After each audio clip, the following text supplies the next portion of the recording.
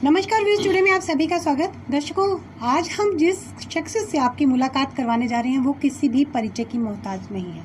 जी हाँ, मैं बात कर रही हूँ वार्ड नंबर 43 के कॉरपोरेटर सुरजीत सिंह चौधरी जी के बारे में, जिन्हें अक्सर लोग पप्पू चौधरी के नाम से जानते हैं। जी हाँ, अगर मैं इनकी बात करूँ तो अक्सर अपने वार्ड के लोगों की समस्या को सुलझाते, समझते, बूझते हुए नजर आते हैं। तो सर, व्यूज टुडे में आज बहुत बहुत स्वागत। सर, सबसे पहले मैं आपसे ये बातों का सिलसिला शुरू करूं कि आपके वार्ड के बारे में आपसे बात करूं तो मैं आपसे ये जानना चाहूँगी कि आपका ये जो राजनीतिक सफ़र था ये कैसे शुरू हुआ और कहां से शुरू हुआ?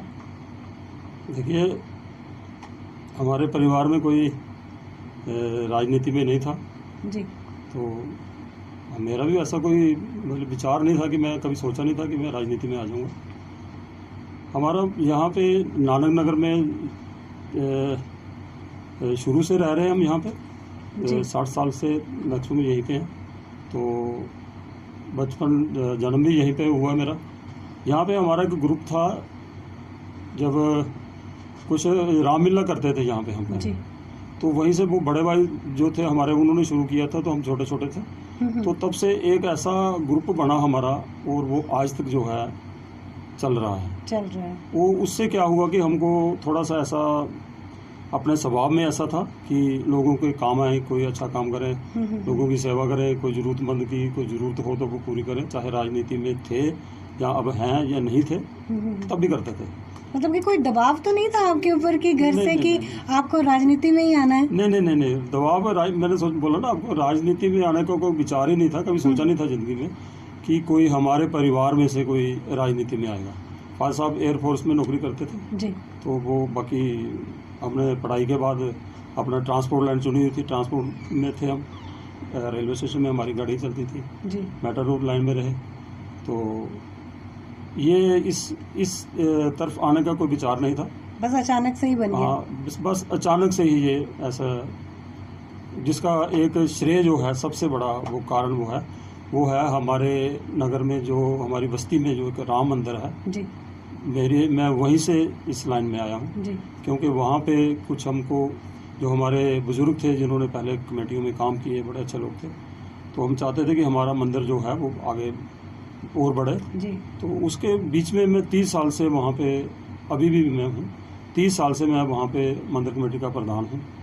तो वहीं से सेवा करने का ऐसा शौक, वहीं बुजुर्गों के साथ बैठ के तो इसी लाइन में आने का। मैं सबसे छोटा हूँ उस कमेटी में, और जैसे कि सब रिटायर्ड लोग हैं, अच्छे लोग हैं जी। तो मैं प्रधान होने के नाते मैं छोटा हूँ, पर वो लोग मेरा बहुत साथ देते हैं। उन लोगों की छत्र छाया में उनके जो प्रयास करते हैं मेरे को अपने साथ चलाने का, उनकी वजह से मैं ये हूँ। ये तो आपके राजनीतिक जीवन की ये यहीं से शुरुआत हुई और ये तो बात थी वहाँ की। और सर, हम अगर आपके वार्ड की तरफ आएँ तो हम बात करें कि जिस तरह से संक्रमण बढ़ता जा रहा है, तो जो सैनिटाइजेशन जो पहले होती थी वो पहले के बनिस्बत अब कम हो गई है। तो वो क्या कारण है कि जो पहले जब इतने कोरोना के मामले जब कम थे तो सैनिटाइज करवाया जाता था वार्ड को, और अब कम हो गया है, ये क्या कारण है इसका? देखिए, ये हमारी जो कॉर्पोरेशन की कुछ कमियां हैं। जो हमारी कॉर्पोरेशन है, हमारे मेयर साहब हैं, हमारी डिप्टी मेयर है, सिस्टम जो है वो भारतीय जनता पार्टी का ही है। उसके बावजूद भी हम बिल्कुल फ्रंट में आकर बोलते हैं कि वहाँ पे कुछ कमियां हैं, जिसकी वजह से ये आज जो जिस तरीके से ये काम अभी होना चाहिए था वो नहीं हो रहा है। एक बाढ़ में सैनिटाइज करवाना हो तो 2-3 दिन 4 दिन फ़ोन करके थक जाओ, उसके बाद जो अभी दोबारा हो रहा है वो भी बिल्कुल अच्छे तरीके से नहीं हो रहा है। तो सर, जैसे कि आप कह रहे हैं कि कुछ कमियां हैं, तो इन कमियों के लिए क्या आपकी तरफ से कोई आवाज़ नहीं उठाई गई? क्या सभी कॉर्पोरेटरों ने मिलकर इसके लिए कोई आवाज़ नहीं उठाई कि इतना यहाँ हमें परेशानी हो रही है?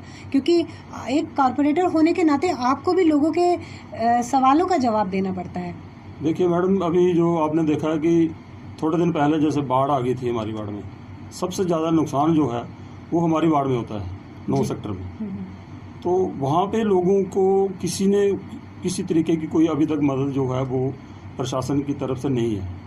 हमने वहाँ पे जेई को बुलाया, सभी को बुला के हमने एस्टिमेट बनवाए हैं लोगों का जो नुकसान हो, जी। तो मैं आपके माध्यम से ये इन लोगों को कहना चाहता हूँ, इन अपने गवर्नमेंट को या एलजी साहब को या अपने मेयर साहब हैं जो, जी। भाई इन लोगों को कुछ देखो, जिन लोगों को इतना नुकसान हुआ है। तो बाकी रही आवाज़ उठाने की, आवाज़ तो हम उठा रहे हैं। अगर अब आज यहाँ पे कारपोरेशन में जो आपने देखा पिछले दिनों रेड हुई है जी। तो ये बहुत बड़ी बात है कि एक जिस हमारी गवर्नमेंट है, सेंटर में भी हम लोग बैठे हैं, मोदी जी काम कर रहे हैं बहुत अच्छा। तो सबसे पहले तो आज उनका जन्मदिन है जी। तो वो उनको आज जन्मदिन की भी बधाई है बहुत ज़्यादा। तो उस तरीके से जो काम होना चाहिए कारपोरेशन में, इतनी देर के बाद कारपोरेशन बनने के बाद ऐसा काम कुछ नहीं हो रहा है वहाँ पे। तो अभी जो जनरल हाउस की जो मीटिंग भी नहीं हुई है उसकी वजह से भी तो काम प्रभावित हो रहा है। तो इसके लिए आपकी तरफ से क्या कोई मेयर साहब के समक्ष कोई आवाज़ उठाई गई या आपने कोई अपने तौर पे क्या कुछ करने की ठानी है? हमने तो बोला है कि भाई जनरल हाउस की मीटिंग चाहे 75 वार्ड हैं तो 75 कारपोरेटर नहीं है तो दो दफ़ा लगाओ, 35 एक दफ़ा लगाओ, 35 का एक दफ़ा लगाओ। उससे थोड़ा सा लोगों को पता चले, हम लोगों को भी पता चले, पर वो पता नहीं किस कारण ये अभी भी इसमें कोई ध्यान नहीं दिया जा रहा है। हमने अपने पार्टी के जो हमारे वरिष्ठ नेता हैं हमने उन तक आवाज़ उठाई है कि भाई ऐसा होना चाहिए। आगे इलेक्शन का दौर आगे शुरू हो जाएगा मेरे ख्याल में, जैसे अभी बोले कि 1.5-2 साल के बाद इलेक्शन आ जाएगी, तो उसके लिए हम लोगों को अभी से तैयारी करनी चाहिए और कारपोरेशन को मजबूत करना चाहिए। तो सर अब जिस तरह का पूरा सिनेरियो चल रहा है कि कोई काम नहीं हो रहा है, उसके बावजूद भी आपकी तरफ से, आपकी पर्सनली अगर निजी तौर पे मैं बात करूं तो क्या कोई कदम उठाए गए हैं वार्ड के लोगों को सुविधा देने के लिए? देखिए मैडम, अभी कल की बात है, मैं आपको बताता हूं कि हमारे वहाँ पे एक बहुत देर से जो दिक्कत चल रही है वो एक ट्रांसफार्मर की दिक्कत चल रही है जी। तो मैंने वो अपने बेस पे, अपने बलबूते पे वहाँ पे अभी एक नया ट्रांसफार्मर कल लगवाया है 630 का, जो बड़ी लोगों की डिमांड थी। उसके बाद हमने अपने पीडीडी डिपार्टमेंट से मिलके, जो एक्सिंग साहब हैं हमारे बहुत अच्छे हैं, उनकी मदद से मैंने 2 ट्रांसफार्मर अभी और यहाँ पे सैंक्शन करवा दिए हैं अपने वार्ड के लिए। और उसके बाद यहाँ पे जो एक चंडी माता का मंदिर है जी, यहाँ से जो पानी जो है वो ओवरफ्लो के पूरे बाढ़ में चला जाता है 9 सेक्टर में। उसका 1 हफ्ते में शायद उसको पुली को तोड़ के नई पुली बनवा रहे हैं, वो भी, उससे भी लोगों को अच्छी बिल्कुल ये आपने बात ठीक कही कि अभी जब बारिशों का मौसम था और जब हमारे कुछ जो संवाददाता थे आपके वार्ड में पहुंचे तो कई लोग आपके मतलब कि काम से परेशान थे, और इस काम से क्या, और ये जो अतिक्रमण किया जा रहा है नालों के ऊपर, ख़ास तौर पर उनसे परेशान थे। तो अगर मैं यही बात करूं, जैसे कि आपने कहा कि बारिश के दिनों में लोगों के दुकानों में, घरों में पानी घुस गया और उनका जो दुकानें थी उनका बहुत नुकसान हुआ, तो ऐसे में जिन्होंने अतिक्रमण किया है तो इस समस्या से कैसे छुटकारा मिल सकता है सर? देखिए, ये एक मेरी वार्ड का मसला नहीं है जी, ये यहाँ से नाला शुरू होता है पीछे से। अब सेक्टर 12 में चले जाइए नाननगर में, तो वहाँ पे नाले की क्या कंडीशन है कि आप जोर से छलांग लगाओगे तो नाला पार हो जाता है जी। 5 फुट 4.5 फुट का नाला वहाँ पे रह गया है। तो पानी जो है, पानी ने तो अपना रास्ता बनाना है जी।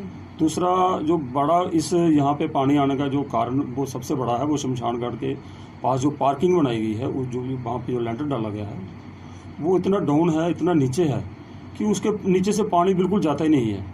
तो हमने अभी ये जितने भी इस नाले के साथ लगते हैं, जितनी बाड़ें हमारी जी, तो मैंने अपने साथियों से ये रिक्वेस्ट की थी, भाई सभी मिलकर एलजी के पास जाते हैं जी। उनको बोलते हैं कि जो शास्त्री नगर का जो वो है, अपने जो आपने स्लैब डाली हुई है, उस पार्किंग जो बनाई है उसको पार्किंग तोड़कर उसकी जितनी हाइट की जाए कि नीचे से पानी जो सारा निकल जाए। तो वो इस तरीके से, बाकी लोगों ने जो नाले को नाली बना दिया है तो फिर वो नाले के ऊपर रहते हैं वो लोग, तो उनकी जगह है 2 फुट जगह है तो 6 फुट उन्होंने नाले की डाल दी है बीच में। तो नाला जब बंद हो जाएगा तो दिक्कत भी उन्हीं लोगों को आएगी। बिल्कुल, लोगों को भी इसके प्रति गंभीर होना चाहिए, बिल्कुल होना चाहिए, तभी इस समस्या से हम छुटकारा ले सकते हैं। सर, अगर मैं जैसे बात करूं कि डोमिसाइल की, अभी डोमिसाइल सर्टिफिकेट देने की जो प्रक्रिया शुरू हुई है, इसमें तकरीबन कई वार्डों में जो डोमिसाइल सर्टिफिकेट देने के लिए कैंप लगवाए गए थे, तो आपके वार्ड में ये कैंप कब तक लगेंगे या इसकी प्रक्रिया कहाँ तक पहुँची है? मेरी बात हुई थी अपने तहसीलदार साहब से, तो वो एक्चुअली क्या है कि वो पॉजिटिव है इस समय, तो ऑफिस में नहीं बैठ रहे हैं वो, उनका दूसरा टेस्ट भी आया, वो उसमें भी वो पॉजिटिव ही आया, तो उन्होंने बोला कि जैसे मैं ठीक हो जाता हूँ तो आपकी वार्ड में जो कैंप लगाया जाए। तो ये संभावना है संभावना कि है जल्द से जल्द आपके वार्ड में भी बिल्कुल हो सकता है अगले महीने में लग जाए, क्योंकि जब ठीक होके आएंगे तो तभी वो जी ये कैंप लगने से कई लोगों को सुविधा मिलेगी कि जो दूर तक नहीं जा सकते, जो इसमें बुजुर्ग भी आते हैं तो उनको भी सुविधा मिलेगी। सर जैसे कि आपकी तरफ से वार्ड में शासन की तरफ से की लाइटें लगवाई गई थी, हाई मास्क लाइटें लगवाई गई थी और तकरीबन बारिश के कारण या फिर अन्य कारणों से ये किस तरह से जो खराब हो चुकी हैं, और हमने सुना था कि इसके लिए जो इन लाइटों के लिए कॉन्ट्रैक्ट भी एक जारी किया गया था। तो जो लाइटें खराब हो चुकी हैं उनके बारे में आप क्या कहेंगे कि वो किस तरह से ठीक हो जाएंगी, या लोगों को कि उनके दरवाजे तक दौड़ना पड़ेगा कॉन्ट्रैक्टरों के? इसके बारे में मैडम मैं ये बता सकता हूँ कि जितनी भी लाइटें लगी है पूरे शहर में 3rd क्लास की लाइटें हैं, जिनका कोई भी बिल्कुल कोई गारंटी नहीं है। लगा के सुबह लगाओ तो शाम को जल जाती हैं।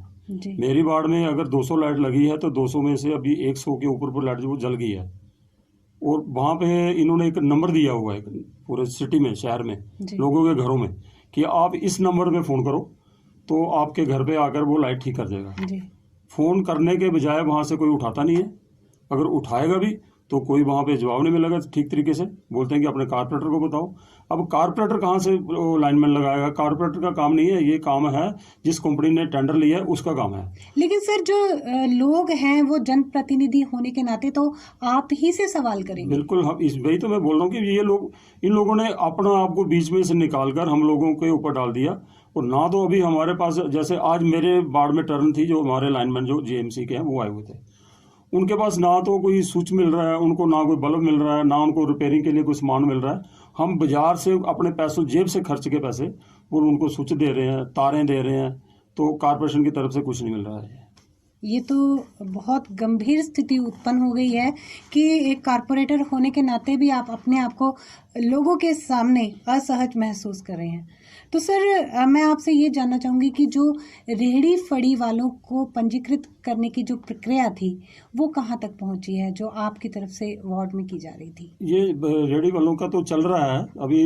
लोग, मेरे वार्ड में काफ़ी लोग हैं जो इस रेहड़ी फड़ी का काम करते हैं जी। तो उन लोगों के साथ मैं दिन रात पूरा, जब भी वो मेरे जहाँ पे मेरी जरूरत उनको पड़ती है, मैं उनके साथ जाके मैं खुद करवा रहा हूँ उनका काम जी। तो सर सबसे बड़ी समस्या जो आती है हर एक वार्ड की, या पूरे शहर की बात करूं, आपके वार्ड की बात करूं, या सर पार्किंग की समस्या सबसे बड़ी उत्पन्न हो रही है, जिससे कि जो गलियां हैं एक तो छोटी हैं, छोटी से और छोटी हो जाती हैं पार्किंग के कारण, जो अवैध रूप से जो सड़कों पर लगा देते हैं, गलियों में जो गाड़ियां लगा देते हैं। तो सर कोई ऐसा हो सकता है कि हर एक वार्ड में कोई एक जगह देखकर अलग से पार्किंग की समस्या ना हो, कोई पार्किंग की व्यवस्था की जाए? देखो मैडम, ये जो पार्किंग का मसला है, यहाँ पे मेरी वार्ड में सारी जितनी भी जो ज़मीन है ये प्राइवेट ज़मीन है सारी। गवर्नमेंट का यहाँ पे एक भी थोड़ी सी भी ज़मीन नहीं है, क्योंकि यहाँ पे हमने एक वाटर कूलर लगाना था, उसके लिए जगह अरेंज करना मुश्किल हो गया था। तो पार्किंग के लिए तो जगह काफ़ी चाहिए। हाँ, समस्या तो है, गलियों में गाड़ी लग जाती है, तो कभी कई दफ़ा ऐसा भी हो जाता है कि गली के लास्ट वाला जो आदमी है रात को बीमार हो जाता है तो उसकी गाड़ी घर से बाहर नहीं निकलती है। ये समस्या है, ये भी कुछ प्रशासन को सोचना चाहिए इस बारे में। ये तो है जी। तो सर वो आप प्रशासन की बात करें, जब सब कुछ प्रशासन करेगा तो लोगों ने तो एक, वही मैं फिर से दोहराऊंगी कि एक जनप्रतिनिधि होने के नाते लोग तो आपसे सवाल करेंगे। वो ठीक, आप ठीक है, सवाल भी करने हैं तो जवाब भी हम ही ने देने हैं और काम भी हम ही ने करना है। पर जो जहाँ पे हमारे पास जगह ही नहीं है, वार्ड ऑफिस बनाने के लिए जगह नहीं है मेरे पास। मेरी वार्ड में सारी जितनी ज़मीन है, एक ट्रांसफार्मर, मैं पिछले 3 साल से एक ट्रांसफार्मर मैंने सेंक्शन करवाया था, नहीं मिली जगह कहीं पे लगाने के लिए, तो बड़ी मुश्किल है। यहाँ जहाँ पे जो गांधीनगर एरिया है, जहाँ पे गवर्नमेंट जगह है ना, वहाँ पे पार्किंग है। मेरे इलाके में कुछ लोगों ने अपने प्लाटों में प्राइवेट पार्किंग करी हुई है जी। तो कई लोग लगाते हैं, बाकी रोड पे लगती हैं गाड़ियाँ।